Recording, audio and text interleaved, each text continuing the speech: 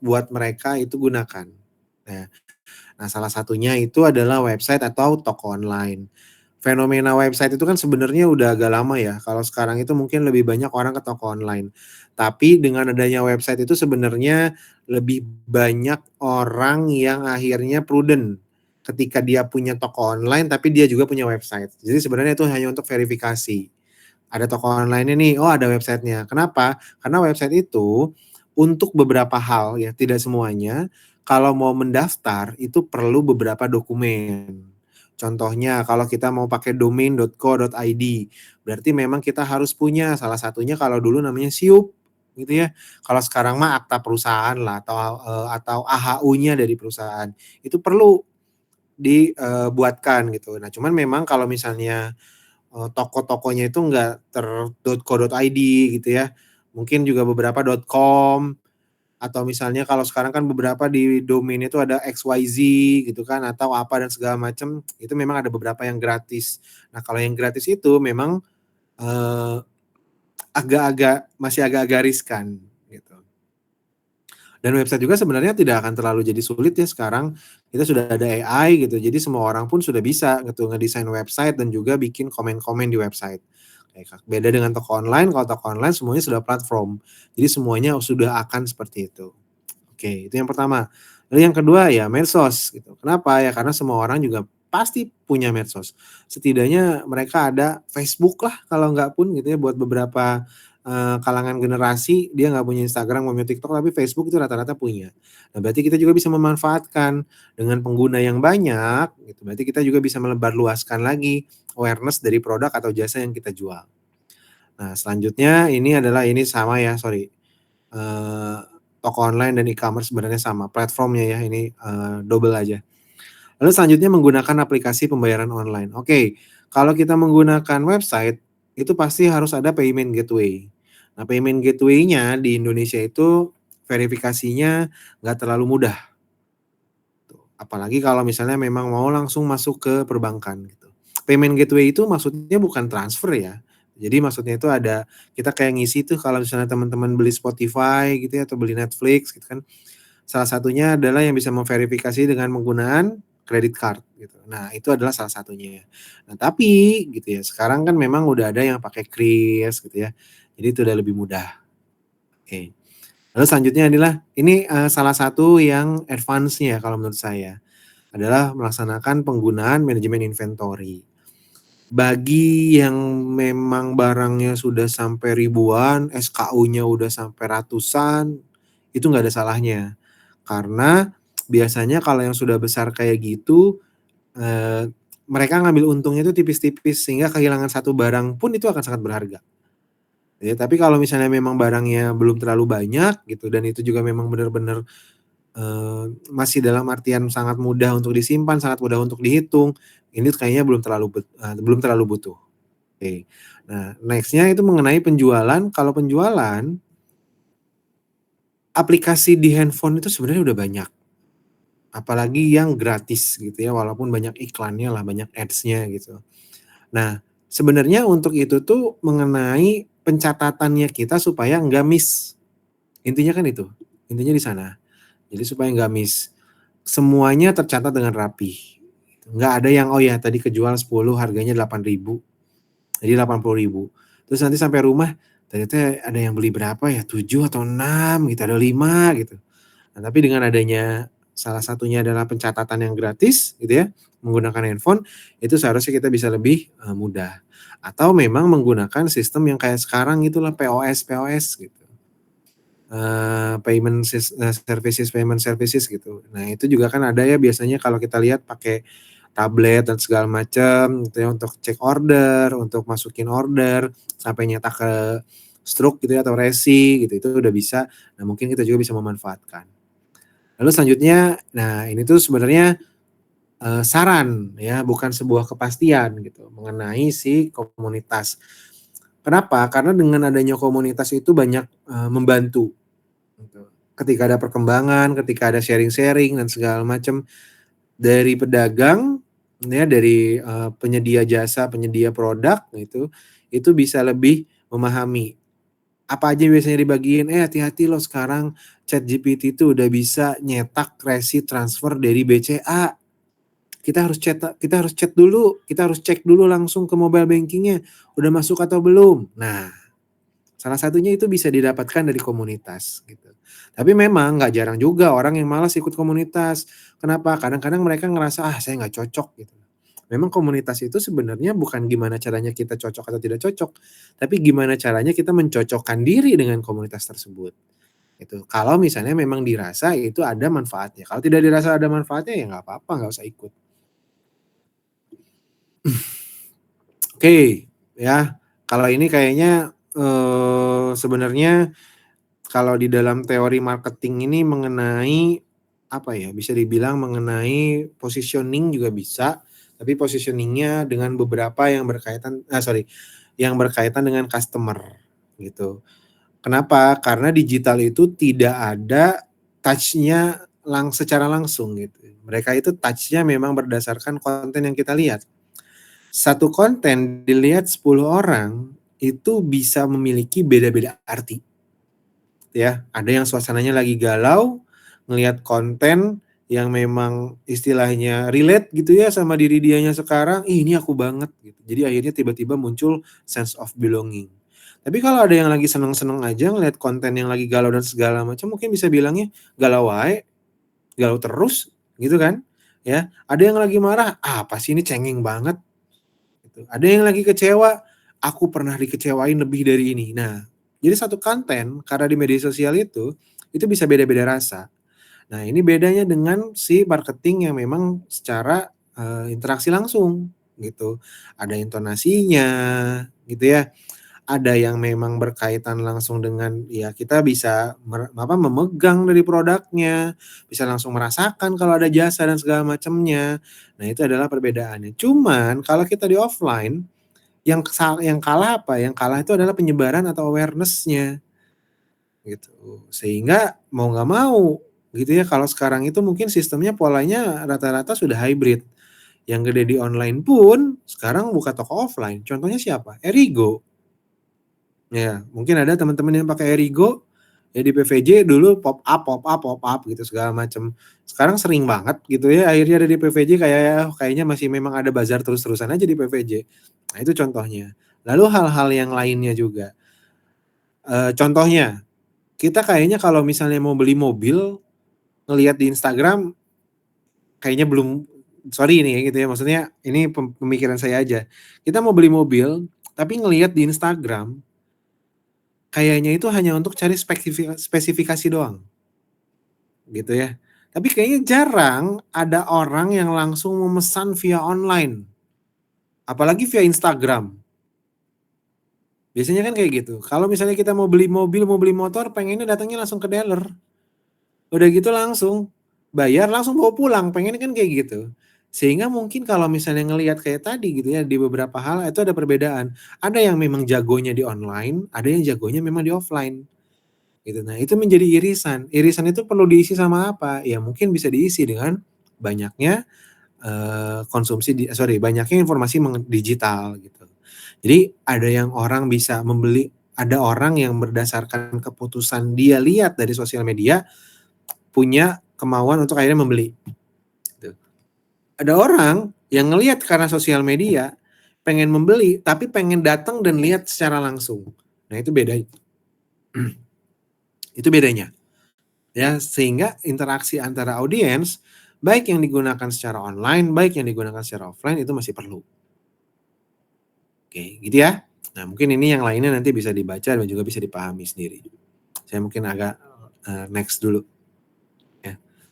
Nah, ini beberapa hal yang memang akhirnya, saya rasa menjadi hambatan gitu.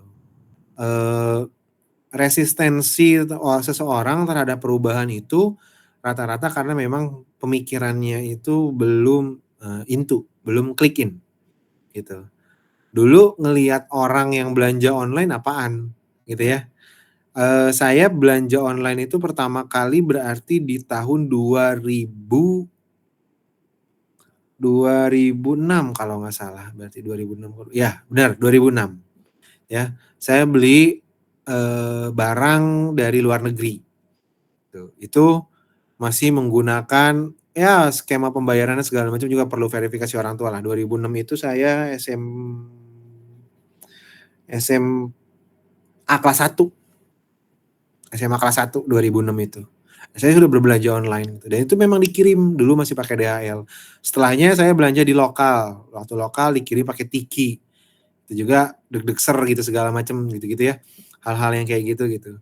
Nah, tapi ada beberapa teman-teman saya sampai pada saat itu saya masih belanja online dan segala macam gitu ya, ngerasa kayak, "Nggak takut belanja online, nggak takut ini itu dan segala macam," gitu. Tapi karena saya pingin mencoba gitu ya, dengan sebagaimana resiko yang memang akan mungkin dihadapi ke depannya gitu. Tapi itu akhirnya yang membuat saya punya pengalaman lebih dari teman-teman yang belum belanja secara online gitu. Dulu beberapa barangnya itu kalau teman-teman yang suka musik-musik agak, keras gitu mungkin ya, atau mungkin pop punk kayak gitu, ada yang namanya dulu brand itu Macbeth gitu, sepatu Macbeth gitu. Macbeth itu masuk ke Bandung itu pertama kali itu di Evil Store. Evil tuh ya clothing line distro-distro gitulah ya. Baru masuk Macbeth itu sekitar 2008-an, 2007, 2008. Nah, karena saya udah suka, saya pengen tuh, dari kelas 1 SMA saya pengen, saya cari webnya dan segala macam, dapat, beli, gitu. Itu kalau nggak salah saya belinya tapi dikirimnya ke Bali dulu, gitu, karena di Bali ada store-nya pada saat itu. Nah, terus yang keduanya saya beli jam tangan, itu belinya juga sama dari Jakarta, gitu. Terus teman-teman yang pada saat itu belum punya sepatu Macbeth, ketika saya udah punya, "Belinya di mana euy?" Gitu kan. "Beli online." "Ah, kenapa nggak takut beli online?" Nah, itu yang akhirnya, membuat menurut saya adalah salah satu resisten gitu, karena orang itu belum belum click in, belum into gitu, sama sesuatu hal yang memang kita ingin lakukan. Tapi ketika mereka sudah ya, sekarang coba lihat tukang paket gitu ya, setiap hari lewat rumah, kalau dulu mah boro-boro gitu kan. Nah, memang akhirnya orang udah banyak yang mencoba ngerasa enak, ngerasa aman, ya udah, itu jalan. Nah, begitu juga buat penyedia jasa, penyedia barang yang memang belum mau gitu fokus ke digital atau belum mau menyentuh digital lah, bukan fokus lah, lebih banyaknya ke menyentuh gitu ya ke digital itu. Agak sulitnya karena memang mungkin mereka belum pernah mencoba. Sama mungkin dengan kalian tuh kalau saya nggak tahu nih teman-teman range umurnya berapa. Mungkin pada saat awal ada ojol gitu ya, ada taksi online gitu. Orang takut, "Ih, nanti diculik, kita nggak kenal," segala macam kayak gitu-gitu, nggak ada perusahaannya, sulit nanti interaksinya segala macam. Sekarang sampai ribut-ribut sama dengan ojek pangkalan. Nah, digital itu untuk merubah suatu kebiasaan memang sangat-sangat butuh effort. Nggak mudah gitu, tapi ketika kita sudah tahu gimana cara memanfaatkannya, itu akan menjadi memudahkan. Oke. Nah, ini contoh aja ya, jadi dari salah satu Instagram. Nah, ini dia kayaknya apa, The Bad Box, sabun mungkin ya akhirnya, liquid soap. Nah, itu bisa dibeli dari web, bisa dibeli dari Line, segala macam. Nah, itu yang memang mungkin bisa kita pasarkan. Sekarang apa sih, semuanya juga bisa gitu dipasarkan melalui internet gitu ya. Even it goods or bad gitu, ya sekarang semuanya udah ada di internet, tinggal kita gimana cara milihnya. Ini juga contoh ya, kalau tadi ini, eee barang, ini makanan. Sekarang juga banyak ya makanan gitu, teman-teman juga mungkin sekarang, udahlah Gojek aja, udahlah GoFood aja dan segala macam. Ini double, sorry. Oke. Itu mungkin yang bisa saya sampaikan untuk, hari ini mengenai yang terjadi di UMKM berkaitan dengan digitalisasi. Ketika kita ngelihat ada satu UMKM mungkin yang memang belum beranjak atau belum go digital, ya kita perlu pahami dulu sebenarnya yang mereka nggak tahu itu apa. Tuh, kalau misalnya mereka mau bercerita dan segala macam, kita bisa menjadi agent of change gitu. Walaupun tadi, di digital itu selalu ada masalah teman-teman, apapun yang baru dan apapun sesuatu hal yang baru gitu ya, itu pasti akan ada masalah. Nah, masalahnya itu sebenarnya selalu ada jalan keluarnya, tinggal gimana caranya kita untuk berpikir, merumuskan sebuah solusi. Karena yang kadang terjadi yang difikirkan itu adalah gimana caranya keluar dari masalah bukan solusinya. Sehingga yang kita pikirkan adalah masalahnya aja terus-terusan gitu. Kapan kita nggak pernah ada masalah? Selalu ada masalah kan gitu. Nah, cuman gimana caranya solusi gitu, bukan berkutat di dalam masalahnya. Oke teman-teman, itu mungkin yang bisa saya sampaikan. Ada yang ingin didiskusikan, ada yang ingin ditanyakan, boleh deh ada beberapa masih ada space waktulah kita.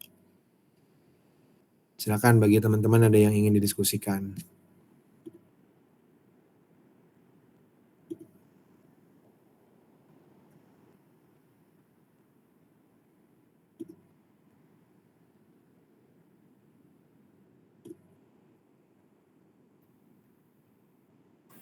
Izin Pak. Oke silakan Mas Yodhistira. Saya izin bertanya Pak, terkait UMKM sebenarnya.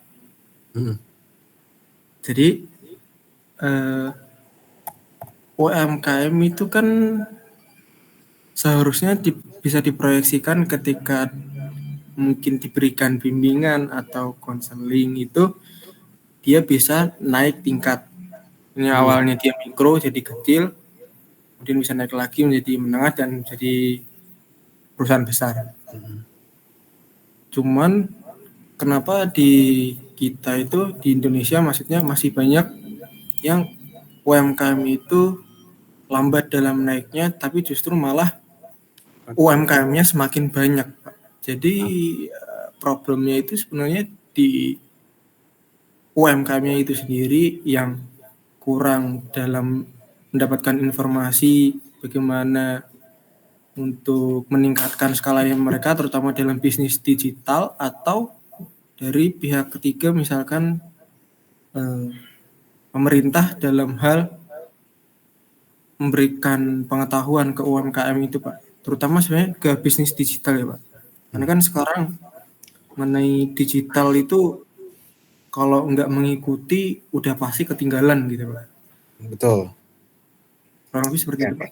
Siap, terima kasih Mas Yodhistira. Sebenarnya kalau kita mau melihat masalah ini pasti ini salah satu masalah yang komprehensif ya. Maksudnya nggak bisa cuman satu hal atau satu bagian atau dua bagian aja. Nggak mengenai UMKM-nya juga, nggak mengenai selalu dari pemerintahnya. Oke, kalau ini saya misalnya boleh gitu ya sedikit membagi gitu ya. Jadi ini ada beberapa peran. Memang yang pertama itu pasti peran dari pemerintah sebagai regulator. Mau nggak mau regulator itu harus bikin aturan mainnya. Karena kalau nggak ada bikin aturan mainnya, ya ini bisa makin kacau. Oke, lalu yang keduanya adalah UMKM dan pelaku UMKM. Itu yang kedua, ya. Nah, yang ketiga nih, buyer kita.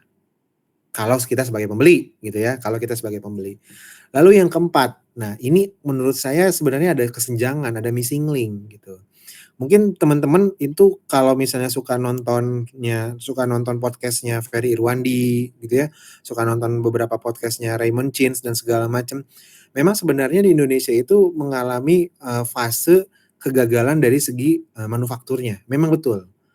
Gitu ya. Jadi orang itu semuanya sekarang sudah ke jasa, kita manufaktur aja belum benar. Sehingga ada perbedaan gitu. Nah, kita nggak bisa memperbaiki hal itu ya, karena memang kita sudah tertinggal sama waktunya. Jadi yang kita bisa perbaiki mana? Perbaiki dari 3 sisi. Ya, pertama dari pelakunya, pelaku usahanya yang punya UMKM-nya, lalu yang keduanya itu adalah regulator, lalu yang ketiganya adalah kita buyer. Oke, kita bagi dulu. Saya enaknya kayaknya bahasnya mengenai dari pemerintah dulu. Oke. Kalau misalnya saya nggak lupa, kalau misalnya saya nggak salah, gitu ya, pajak dari penjualan online itu tuh baru rame itu sekitar 2020, 2021 atau 2019. Ya. Ini kalau saya nggak salah ya, saya agak lupa soalnya. Itu yang akhirnya pemerintah memungut pajak dari transaksi dan juga penghasilan si orang yang punya UMKM. Oke, itu ya. Sementara kalau misalnya saya bilang, ya, kalau ngikutin diri saya udah belajar belanja online dari 2006. Itu 2019, mungkin ada waktu sekitar jedanya 13 tahun. Berarti kita kehilangan pajak gitu ya, potensi pajak kita kehilangan. Karena mungkin sebelumnya tidak diatur, regulasi dan segala macamnya belum terlalu kuat, atau memang belum dianggap penting, karena masih terlalu kecil, ya. Oke, itu dari pemerintah. Lalu yang kedua, dari pemilik UMKM. Ini yang saya rasa karena saya beberapa kali ngikutin seminarnya mereka, satu sebagai peserta, beberapa kali sebagai peserta, sedikit ya saya sebagai narasumbernya itu sedikit banget gitu ya. Yang mereka pikirkan itu adalah gimana mencetak uang, gitu. Tapi tanpa mau mengindahkan beberapa hal yang memang seharusnya ini bisa jadi ekosistem. Oke, ini contoh. Saya nggak bisa sebut salah satu brand-nya lah, tapi dulu ada usaha yang memang pada saat itu tuh bagus banget, ya. Dia bergeraknya di bidang makanan, ya, dan itu terus-terusan dia selalu cetak untung dan cetak untung terus-terusan lah dalam beberapa waktu, ya. Nah, terus yang terjadi apa? Yang terjadi si perusahaan tersebut atau si brand tersebut akhirnya mati. Mati karena apa? Mati karena memang mereka tidak mengerti cara mengelola keuangan. Itu PR, ya itu PR banget gitu. Bukannya menurut saya kayaknya merekanya bukannya ini ya, bukannya gara-gara nggak mau belajar gitu, tapi merasa sudah cukup pintar. Nah itu yang salah gitu. Banyaknya teman-teman kegagalan tadi kan ada juga tuh dari Mas, Yudhistira, kenapa UMKM kita tuh banyak tapi nggak ada yang bisa scale up, ya. Beberapa ada yang bisa scale up, tapi memang banyaknya malah mati, gitu ya. Kenapa? Karena mereka ketika ada di titik tertentu, mereka tuh nggak ngerti gimana caranya mengelola keuangan dari bisnis. Banyaknya dipakai apa? Banyaknya dipakai untuk membiayai gaya hidup. Saya inget banget nih teman-teman nih. Kenapa? Karena ini memang dekat rumah saya gitu ya, si brand ini tuh. Dia sampai beli Ferrari gara-gara cuman jualan itulah. Yang harganya itu dulu sekitar 15.000 sampai 20.000. Sampai beli mobil mewah Ferrari, teman-teman. Peredaran usahanya baru berapa? Mungkin sekitar 1 tahun mungkin baru sekitar 6-7 M. Beli Ferrari harga berapa sih? Harga Ferrari oke lah carilah Ferrari yang agak-agak murah. 2,4, 2,5 sampai 3,2-an lah, ya. Nggak tahu kalau sekarang gitu. Peredaran usahanya mereka, brutonya mereka itu baru sampai 7M udah bisa beli Ferrari. Uang dari mana? Bisnisnya gimana? Kita secara orang akuntansi seharusnya bisa berpikir gitu ketika kita tahu dia punya apa, asetnya baik apa, berapa sih dia cetak uangnya gitu. Sulit kan akhirnya? Nah, makanya banyaknya gagalnya dari sebuah UMKM itu gagal scale up gara-gara itu. Kemauan dari owner untuk mendapatkan sesuatu yang memang menurut dia itu keren, itu gaya. Tuh, ya. Oke, selanjutnya nih, ya, regulasi sudah, business owner sudah, sekarang kita sebagai seorang pembeli. Bukan rusak ya, sekarang tuh sebenarnya kalau menurut saya itu agak gonjang-ganjing lah, sedikit lah gonjang-ganjingnya gitu. Jadi, ada satu usaha yang memang baru buka dan punya cabang gitu beberapa gitu ya, nggak terlalu banyak lah, baru buka gitu, anggap aja baru buka gitu ya. Tapi mereka diserang. Diserangnya sama apa? Diserangnya sama orang yang tidak pernah beli. Nah, pernah lihat nggak kasusnya kayak gitu?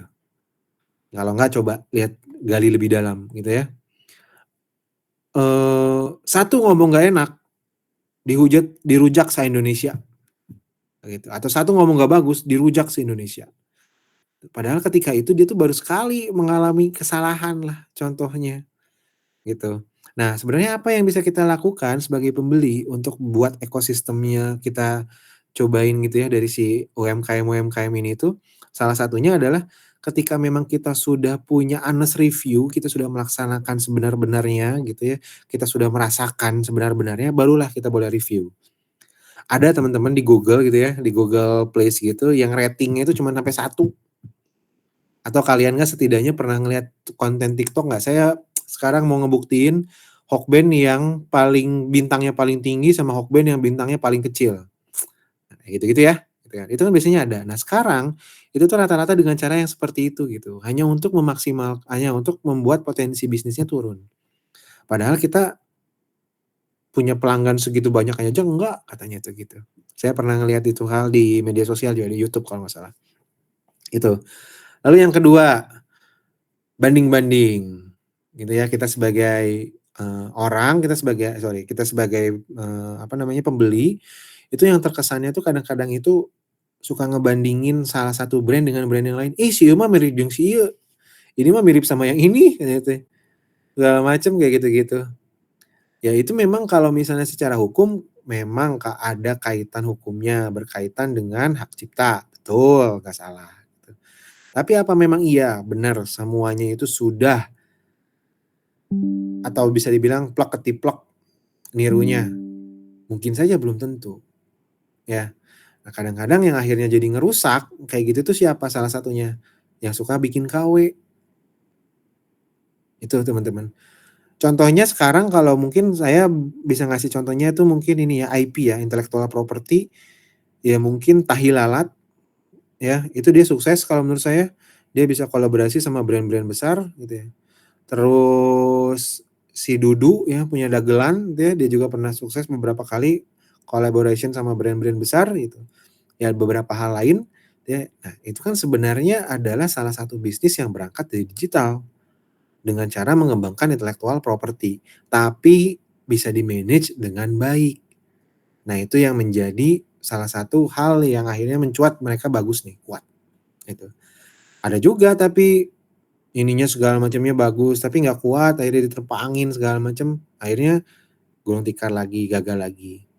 Nah, itu teman-teman akhirnya yang bisa membedakan ya menurut saya antara, mindset dari seorang owner yang memang pengen punya kemajuan, mindset dari seorang pembeli yang memang cerdas, mindset pemerintah yang memang ini tuh bisa diayomi lah gitu.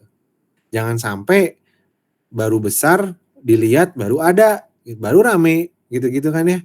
Nah, itu adalah salah satu hal yang memang seharusnya secara komprehensif gitu. Kalau masalah ketertinggalan waktu, kita udah nggak bisa mengejar gap dari manufaktur yang memang kita terbelakang gitu. Semua orang udah rata-rata baliknya, gesernya ke jasa, itu udah nggak bisa diperbaiki kalau menurut saya. Agak sulit gitu, apalagi generasi selanjutnya itu semuanya udah digital semua kan gitu. Itu agak sulit gitu. Nah, akhirnya ya kita bisa melihat dari beberapa sudut pandang dan memang banyak juga hal yang memang perlu diperbaiki, bukan hanya dari owner, bukan hanya dari pembeli, tapi juga dari regulasi. Kurang lebih seperti itu yang bisa saya jelaskan, Mas Yudhistira. Terima kasih pertanyaannya. Oke, teman-teman ada lagi yang ingin didiskusikan? Izin bertanya, Bapak. Iya, silakan Mbak Nisa. Izin bertanya masih berkaitan tentang strategi digitalisasi ya, Pak? Atau untuk UMKM juga yang berkaitan dengan digitalisasi, karena saya juga masih belajar karena ada mau merintis juga ya, Pak. Jadi kan UMKM ini kan kerap menghadapi tantangan berat ya, Pak, karena saat harus bersaing dengan brand besar yang tentunya punya sumber daya lebih besar, jangkauan yang luas, kemudian anggaran marketingnya juga pasti jauh lebih melimpah gitu, Pak. Karena rata-rata mungkin mereka berasal dari orang yang sudah terkenal, influencer, artis, atau emang sudah memiliki nama yang besar gitu, Pak. Terus UMKM ini kan tentunya ada strategi bisnis masing-masing ya, Pak. Ada yang mungkin dia merintis untuk dalam hal digitalisasi ya, Pak, media online gitu di sosial media. Kadang membuat konten, mungkin merintis memang yang dia real dengan kreativitasnya masing-masing, atau ada yang membuat konten dengan, hal-hal yang mungkin berpotensi menjadi viral, sensasi gitu ya, Pak. Itu memang tujuannya buat menaikkan branding, eee, terus bisa menggunakan buzzer juga kan, Pak, black campaign dan lain-lain gitu. Nah, yang saya tanyakan nih, Pak, kalau untuk masalah buzzer nih, Pak, saya percaya memang buzzer itu ada gitu, Pak, karena memang saya juga pernah gitu kan, Pak, mencoba menggunakan buzzer ini dan memang real mereka itu, apa yang kita instruksikan ya mereka akan menjalankan gitu, Pak. Ya dari segi penjualan apapun di sosial media termasuk politik juga ada buzzer-nya kan, Pak. Terus kalau untuk buzzer ini sebenarnya, dalam etika bisnis sendiri itu buzzer itu diperbolehkan atau tidak, Pak? Kalau misalnya kita kirim buzzer untuk, komen di postingan yang sedang naik, kita, bisa menaikkan brand kita kalau merekomendasikan brand kita tuh bagus atau kayak menjelekkan brand yang lain gitu untuk buzzer ini. Terus juga ada black campaign ya, Pak. Kalau misalnya black campaign mungkin sudah jelas, tidak boleh dalam UU Persaingan Sehat atau UU ITE misalnya kita menjatuhkan sebuah brand. Namun kalau kita semi black campaign tuh diperbolehkan nggak, Pak? Dalam artian misalnya kita membayar, influencer, kita endorsement dengan produk kita, kemudian, dengan ada pembandingnya dari produk lain gitu, Pak. Tapi tidak benar-benar menjatuhkan produk lain, hanya yang kita rekomendasikan itu paling direkomendasikan adalah produk kita gitu, produk lain kita tipis-tipis, berikan review jelek-jelek dikit gitu loh, Pak, mungkin. Tapi untuk yang paling bagusnya itu benar-benar produk kita gitu, Pak. Untuk black campaign sendiri. Jadi, apakah diperbolehkan atau tidak? Terus ini kan juga, sebenarnya mau nggak mau nggak bisa dipungkiri kalau nggak melakukan hal-hal tadi yang saya sebutkan gitu ya, Pak, mungkin agak susah sekali untuk bisa naik di sosial media, apalagi melawan brand-brand besar yang orangnya sudah terkenal gitu, Pak. Itu pasti merintisnya juga jauh lebih sulit dan harus lebih berstrategi lagi gitu, Pak. Mungkin bisa Bapak bantu Nice. berikan pencerahan. Terima kasih, Pak. Oke, siap. Thank you. Jadi sebenarnya gini teman-teman, itu yang memang tadi saya isyaratkan ya. Jadi saya memang tidak bisa membuat secara eksplisit lah. Black campaign itu atau honest review itu tadi yang saya bilang ada yang memang benar-benar menjatuhkan, tapi memang benar ada juga yang ngegiring opini gitu. Oke, ketika ditanya etika bisnisnya dari buzzer yang memang contoh ya, kita nggak ngomongin yang abu-abu lah. Kita ngomongin dulu ini yang putih. Jasa komen di IG, di postingan manapun segala macam, ketika kita cari di Shopee itu udah ada. Per komen berapa segala macam itu juga bisa kita bayar. Ya, dan murah. Dia sampai 1000 komen pun bisa, sampai 1000 like pun bisa. Gitu ya. Kita lihat dan segala macam. Itu kan untuk attraction ya. Untuk attraction dari si konten kita. Akhirnya orang mau ngelihat komen gitu karena komennya banyak. Kalau 1, 2 segala macam mungkin orang-orang masih malas gitu. Ini yang putih, ini yang ngebagus-bagusin dan segala macam kayak gitu. Oke. Base-nya adalah based on etika bisnis. Oke. Ketika kita ngomong masalah etika bisnis berarti kita harus melihat dua sudut pandang mengenai etika dan mengenai bisnis. Kalau mengenai bisnis itu bisa kita perdebatkan. Tapi base-nya etika aja, menurut saya itu mutlak. Gitu ya. Itu mutlak adalah sebuah penggiringan opini. Jadi tidak bisa. Kalau kita melihat dari segi etika. Karena itu bukan review sesungguhnya. Sementara untuk yang kita berikan kepada pelanggan, kepada customer, itu lebih baik memang seharusnya sebenar-benarnya. Walaupun sangat sulit teman-teman. Kita jualan ke temen aja gitu ya, ke temen aja gitu. Ke temen bener dekat temen gitu. Nih saya kasih ini dan segala macam nanti di-review dong gitu segala macam gitu ya. Kita bilangnya kadang-kadang, "Wah, enak," gitu ya. Tapi selebihnya dia nggak pernah mau beli lagi. Kalau enak apa ya repeat order dong. Gitu kan? Ya, semisal seperti itu. Oke. Nah, karena ketika kita ngelihat itu bersama dengan bisnis, saya pernah punya satu quotes dari Sun Tzu ya.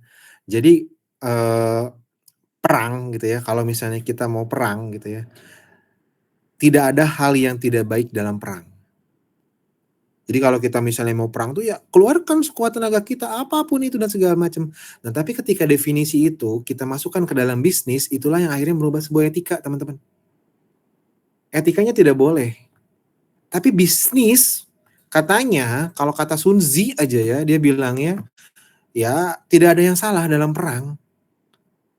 Ya udah berarti etika tadi kita luntur. Ya, itu jadi akhirnya membuat semua hal yang terjadi itu base-nya itu seharusnya dilandaskan dengan pemahaman dan juga etika. Gitu. Oke, kedepannya kalian contoh gitu ya, Mbak Nisa atau siapapun segala macam gitu ya, ketika mau seperti itu kayak gimana gitu ya, mau menggunakan buzzer itu atau apa segala macam, ya coba dilihat dulu gitu. Apa sih sebenarnya hal yang memang ingin kita kejar? Oke, kalau yang pengen kita kejar adalah attraction dari konten gitu ya. Ini kita masuknya di digital, attraction dari konten gitu ya.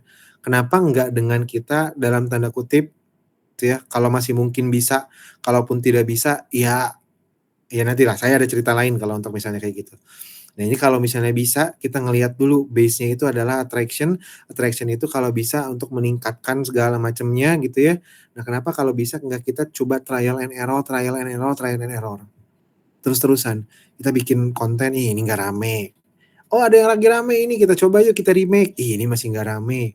Ada lagi tren-tren lain, "Ih ini masih nggak rame." Tapi yang akhirnya terjadi sama kita apa? Yang terjadi sama kita, itu biasanya kita udah mulai terbiasa untuk berpikir, untuk membuat sesuatu hal yang lebih lagi lebih lagi lebih lagi. Sehingga melatih diri kita sendiri. Beda dengan yang kita bikin ini nggak rame, bikin ini nggak rame, geus lah meuli buzzer, rame dedag, gitu kan. Tapi akhirnya kita ngerasa, oh ternyata saya itu belum mampu untuk bikin konten rame, yang memang berkaitan dengan attraction, gitu. Contohnya itu, gitu ya. Nah tapi kalau yang kedua, teman-teman misalnya, saya nggak punya ini Pak, saya nggak punya waktu, gitu ya, saya nggak punya sumber daya, saya nggak punya tenaga, saya nggak punya apalah segala macem, gitu ya, untuk mengulang lagi dan segala macem, berarti kita harus sadar diri bahwa memang kita belum in 100% terhadap apa yang memang kita ingin capai. Nah, bedanya itu, teman-teman. Kalau misalnya memang sudah seperti itu, ya sudah, kita harus legowo, oh memang kita baru bisanya di sini dulu nih, belum bisa nih untuk lanjut lagi. Tapi mudah-mudahan nanti step by step-nya itu bisa ketemu. Bisa ada, gitu ya, bisa akhirnya ada di titik itu gitu loh teman-teman. Karena memang apalagi sekarang ya, perjuangan kita tuh sekarang itu makin sulit. Kenapa ya? Karena orang itu semuanya segala macamnya ingin terkenal, ingin punya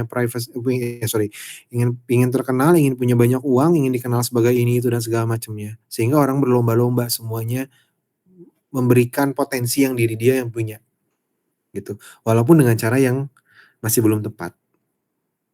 Oke, itu ya. Itu mungkin base-nya. Nah, saya ini punya cerita lain, teman-teman. Ada yang bukan di dunia inilah, gitu ya. Di dunia bisnis ini kalau kita ngomongin antara red ocean dan blue ocean, ya itu udah terlalu umum. Tapi antara red ocean dan blue ocean itu selalu ada whale-nya, ada pausnya. Ya tadi yang diceritain sama Mbak Anissa, ya mereka kan Pak punya uang, bisa hire influencer, gitu ya, bisa bikin konten pakai kamera yang sangat-sangat jernih, bisa bayar, bisa hire editor yang sangat-sangat estetik dan segala macamnya, sementara kita tidak, sehingga kita selalu kalah dengan yang namanya whale, gitu ya. Itu bener nggak? Betul. Di apa namanya, di bisnisnya di Indonesia UMKM kayak gitu itu ada nggak? Ada. Ya contohnya siapa? Contohnya Erigo, teman-teman. Gimana Erigo itu dari memang benar-benar memasarkan hal-hal yang kecil gitu ya, yang kecil dikit sampai sekarang dia punya Erspo, dipakai sama timnas Indonesia, gitu. Dan dia sekarang udah jadi whale. Oke, bisa nggak kita naik ke tingkatan whale itu? Saya nggak berani bilang itu kita bisa, karena saya pun belum pernah ada di sana. Jadi, saya pun belum tentu saya bisa jadi whale, gitu ya. Jadi ketika saya ikannya masih ikan curut, ya udah saya nggak apa-apa jadi ikan curut aja. Tapi saya pengen makanin ikan-ikan curut yang lebih kecil. Bukan untuk jadi berkuasa, tapi memang untuk gimana caranya diri saya ini bisa berkembang, gitu. Kan kalau misalnya teman-teman main, game ya, Feeding Frenzy itu kan, kita harus makanin ikan yang kecil-kecil dulu sebelum kita jadi paus, gitu ya. Nah kita pun sama, berarti setidaknya apa? Berarti setidaknya kita memiliki kemampuan atau kita mempunyai ilmu untuk lebih naik lagi, upscaling lagi. Contohnya, orang lagi kebanyakan nonton TikTok, kita brainstorming sama ChatGPT berkaitan dengan investasi. Nah, Itu adalah salah satu hal yang bisa kita lakukan, teman-teman. Waktunya panjang ya nggak jadi masalah gitu. Tapi saya pun belum tentu bisa jadi whale. Kepengen nggak jadi whale? Ya pengen ya, pengen jadi orang kaya gitu, pengen punya Ferrari juga, pengen punya G-Class dari Mercedes gitu, pengen juga gitu. Tapi kalau misalnya memang belum, ya udah gitu, nggak apa-apa, tapi tetap aja berkembang sama diri sendiri. Nah intinya tuh jadi berkaitan dengan bisnis digital, kita mau sekreatif apapun bisa kalah sama yang namanya raksasa gitu. Sehingga apa yang bisa membuat diri kita itu bertahan dari si ancaman-ancaman whale ini dan segala macam, lebih banyak lagi ngerefleksikan diri terhadap perkembangan ilmu gitu. Jadi isi kepala kita lah intinya gitu. Nanti pun teman-teman whale itu pasti akan ada matinya, nggak mungkin nggak ada matinya. Siapa tahu ke depannya kita yang bisa jadi whale. Ya, paus aja yang terdampar gitu kan ya, bisa jadi minyak bumi gitu. Kalau cerita zaman dulu, gitu kan? Berarti ada masanya, paus itu juga ada masa hidupnya gitu. Nah, ikan-ikan curut nih segala macamnya gitu. Belum tentu bisa jadi whale, belum tentu bisa jadi paus, tapi setidaknya kita ngerti gimana caranya ngikutin paus supaya kita nggak kena makan. Nah, mungkin kurang lebih seperti itu ya. Jadi kalau diskusiin mengenai etika dan bisnis itu menjadi perdebatan. Balik lagi kepada orang yang memimpin, teman-teman. Balik lagi kepada diri kitanya sendiri. Gitu. Contohnya tadilah ada satu bisnis yang saya ceritakan dulunya bisnisnya cuma gitu-gitu doang gitu ya. Saya nggak bisa sebut sebuah brand itu gitu. Sampai akhirnya ownernya bangun rumah, punya Ferrari, gitu. Terus akhirnya bisnisnya udah beres, gitu. Tapi saya juga sekarang nggak tahu ya gimana kabar orangnya gitu, kabar ownernya nggak tahu gitu. Nah itu kurang lebih seperti itu ya, Mbak Nisa. Terima kasih atas pertanyaannya. Wah Baik, sampai, Pak. oke. Ada lagi nggak? Boleh lah ini sedikit. Kalau misalnya ada yang masih mau ditanyakan, masih ada yang mau didiskusikan, boleh. Mas Irwan, silakan. Baik Pak, izin Pak mungkin kalau tadi kaitan dengan bicara tentang tantangan UMKM dengan adanya globalisasi go public UMKM pasti mungkin ada tantangan juga ya, mungkin seperti yang tadi disebutkan sama Mas Jody dan juga Mbak Aca gitu. Dan mungkin salah satu saya akan meng-highlight atau mungkin mencoba membuka isu yang tentang Mbak Aca bilang tadi tentang buzzer, bahwasanya tadi Mbak bilang bahwasanya kalau secara etika itu kan kalau buzzer di lapak orang untuk menjatuhkan orang itu kalau secara etik itu nggak bisa ya, karena memang bukan dari etikanya. Dan mungkin itu juga ada pelanggaran undang-undang. Tapi kalau yang saya tanyakan, apakah Bapak setuju dengan konsep kalau buzzer itu bertujuan untuk kebaikan? Dalam artian, karena kan sekarang ini banyak sekali kegiatan UMKM gitu kan yang karena saking digitalnya banyak sekali UMKM bermunculan gitu seperti kata Mas Jody bilang. Tapi dengan barang ataupun fakta yang tidak sesuai dengan klaimnya. Mungkin kayak kemarin contoh kalau Bapak ikut gitu kan, tren itu ada yang namanya dokter detektif gitu kan tentang skincare Iya, abal-abal iya. itu. Nah, ada juga yang akhirnya membuat istilahnya menyuruh buzzer-buzzer untuk komen-komen yang mungkin menyakitkan di lapak orang yang memang itu bersalah karena udah membohongi orang. Karena mungkin kalau sekarang secara pribadi nggak bisa karena dia lebih berpower secara material itu. Nah, apakah dengan menggunakan jasa buzzer tadi itu bisa dikatakan etiknya tuh ada pengecualian dalam situasi kondisi tertentu gitu? Terima kasih, Pak. Oke. Kita cari excuse dari sebuah hal yang memang dikategorikan belum sepenuhnya betul gitu ya, belum sepenuhnya benar, betul gitu ya, tepat, mungkin seperti itu. Ketika saya ditanya, boleh nggak ada buzzer yang memang akhirnya berkaitan dengan sesuatu hal yang baik? Oke, ya. Ketika itu saya yang memimpin bisnisnya, ya, saya memilih untuk tidak ada buzzer. Walaupun itu buzzer yang baik. Itu satu. Lalu yang kedua, saya di black campaign, bisnis saya di black campaign. Gitu ya. contoh sama buzzer. Apakah saya akan melawan dengan cara menggunakan buzzer lagi yang memang mendukung saya? Jawabannya sudah pasti tidak. Oke. Karena buat saya ini ya, kalian sama teman-teman nggak usah sama dengan saya. Excuse itu adalah sebuah bentuk ketidakmampuan. Menurut saya itu, ya. Dan excuse itu adalah salah satu alasan yang dibuat. Kalau kita mencari pengecualian gitu ya. Kalau kita selalu mencari pengecualian gitu. Oke, caranya apa yang harusnya dilakukan? Gitu. Satu ya, kalau misalnya memang itu dilakukan, benar-benar memang terjadi gitu ya, kesalahan gitu ya. Yang terjadi ketika saya membuat sebuah bisnis, ternyata memang ada, ini ada yang jeleknya nih, nggak bagusnya nih, gitu. Akhirnya saya di-black campaign karena hal tersebut. Satu yang saya akan lakukan adalah menerima. Mau nggak mau, teman-teman, gitu. Kenapa saya harus nerima? Oh ya berarti saya selama ini tuh masih ada sesuatu hal yang memang belum sepenuhnya sesuai. Karena saya punya satu prinsip adalah kesalahan itu muncul gitu ya, bukan karena ketidaksengajaan. Kesalahan itu muncul karena ketidakmampuan atau ketidaktahuan.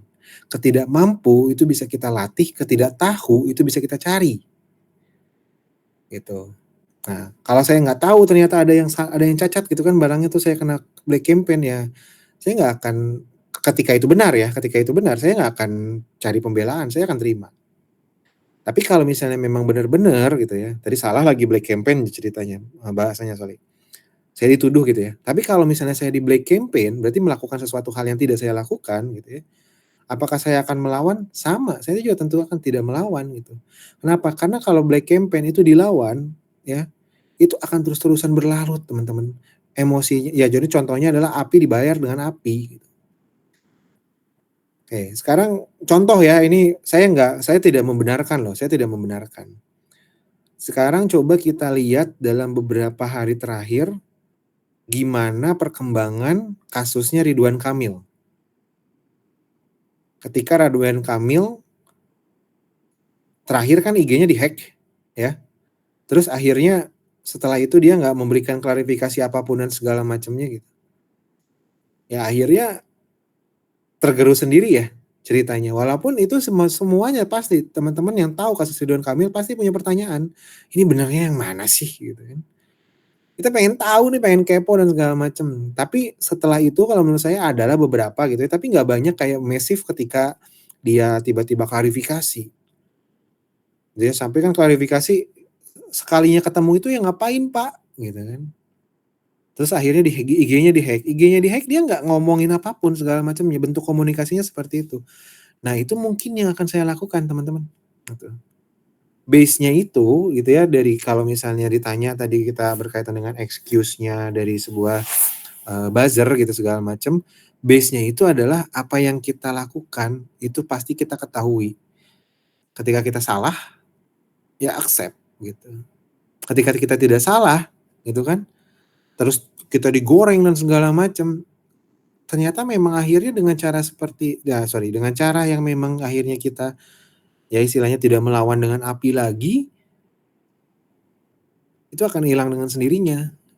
Itu akhirnya yang akan meredam. Nah, ketika itu meredam, cari cara untuk gimana kita membuktikan bahwa diri kita itu memang ternyata pada saat itu tuh setidaknya berbenah lah. Kalaupun salah gitu ya, kemarinnya setidaknya kita berbenah lah ke depannya. Nah, itu mungkin yang bisa saya tawarkan gitu. Jadi buat saya, no excuse.